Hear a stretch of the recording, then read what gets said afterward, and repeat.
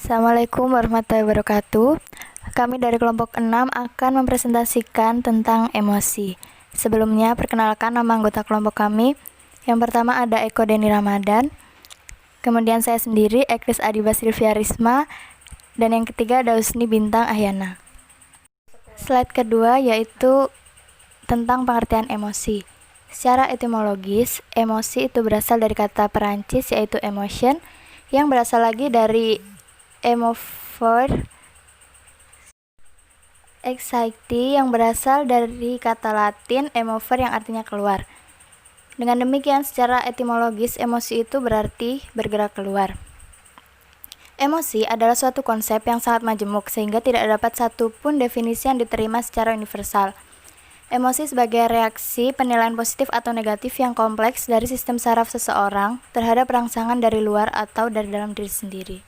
Pada slide ketiga terdapat pengertian emosi menurut pendapat dari beberapa tokoh. Yang pertama ada pendapat dari Hattersley yang merumuskan pengertian emosi sebagai suatu psikologis yang merupakan pengalaman subjektif yang dapat dilihat dari reaksi wajah dan juga tubuh. Kemudian pendapat kedua ada dari William James yang mendefinisikan emosi itu sebagai keadaan budi rohani yang menampakkan dirinya dengan suatu perubahan yang jelas pada tubuh. Lalu yang ketiga ada pendapat dari Keleigina dan Keleginan yang berpendapat bahwasanya emosi seringkali berhubungan dengan tujuan tingkah laku, dan emosi itu sendiri sering didefinisikan dalam istilah perasaan atau feeling. Lalu pada slide selanjutnya ada macam-macam emosi. Menurut Syamsu Yusuf, emosi pada individu itu dapat dikelompokkan ke dalam dua bagian. Yang pertama ada emosi sensoris dan yang kedua ada emosi psikis. Emosi sensoris adalah emosi yang ditimbulkan oleh rangsangan dari luar terhadap tubuh, seperti rasa dingin, manis, sakit, lelah, kenyang, dan lapar. Kemudian yang kedua ada emosi psikis, yang artinya emosi yang mempunyai alasan-alasan kejiwaan, seperti misalnya perasaan intelektual yang berhubungan dengan ruang lingkup kebenaran perasaan sosial, yaitu perasaan yang terkait dengan hubungan dengan orang lain, baik yang bersifat perorangan maupun yang bersifat kelompok. Pada slide kelima dijelaskan mengenai kecerdasan emosi. Menurut Daniel Goleman dalam bukunya menyatakan 3 hal yang sangat penting sehingga teorinya ini bisa dianggap sebagai terobosan. Yang pertama, yaitu emosi bukanlah sebuah bakat melainkan bisa dibuat, dilatih, dan dikembangkan, dipertahankan, dan yang kurang baik dikurangi atau dibuang sama sekali. Kemudian yang kedua, emosi itu bisa diukur seperti intelijensi. Hasil pengukurannya disebut EQ atau Emotional Quotient. Dengan demikian, kita tetap dapat memonitor kondisi kecerdasan emosi kita. Kemudian yang ketiga ini adalah yang terpenting, EQ itu memegang peranan yang lebih penting daripada IQ.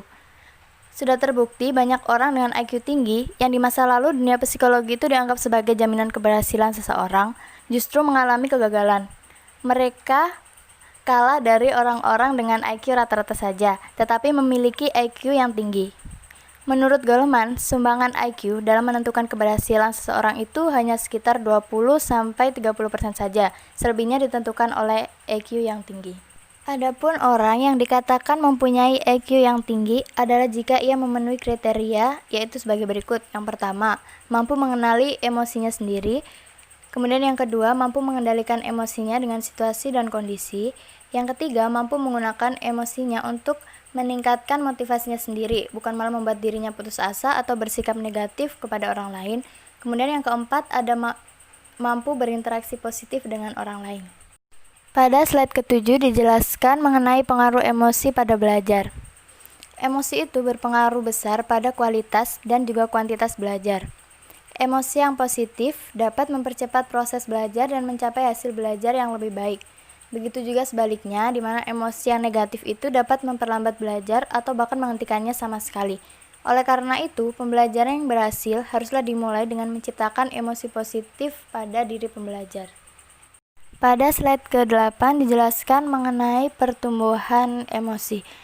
Pertumbuhan dan perkembangan emosi, seperti juga pada tingkah laku lainnya itu ditentukan oleh pematangan dan proses belajar. Dapat dicontohkan pada seorang bayi yang baru lahir, ia dapat menangis, tapi ia harus mencapai tingkat kematangan tertentu untuk dapat tertawa. Setelah anak itu sudah besar, maka ia akan belajar bahwa menangis dan tertawa itu digunakan untuk maksud-maksud tertentu atau untuk situasi tertentu. Semakin besar anak tersebut, makin besar pula kemampuannya untuk belajar, sehingga perkembangan emosinya itu semakin rumit. Perkembangan emosi melalui proses kematangan hanya terjadi sampai usia 1 tahun. Setelah itu, perkembangan selanjutnya lebih banyak ditentukan oleh proses belajar. Dari presentasi yang tadi dapat disimpulkan bahwasanya setiap manusia itu memiliki karakteristik emosi masing-masing, yang semuanya merupakan segala bentuk kebesaran Allah sebagai pencipta manusia dengan segala kelebihan dan kekurangan yang dimiliki. Emosi memiliki peranan yang penting dalam kehidupan. Emosi itu dapat mendatangkan keburukan ketika kita tidak dapat mengendalikannya, dan dapat mendatangkan kebaikan ketika diri kita dapat mengolahnya dengan baik. Berbagai macam emosi dimiliki manusia sebagai makhluk yang sempurna. Baik buruknya suatu emosi itu tergantung bagaimana diri kita menyikapi. Emosi berperan penting dalam proses pembelajaran, karena dalam emosi itu terdapat energi yang positif dan energi yang negatif.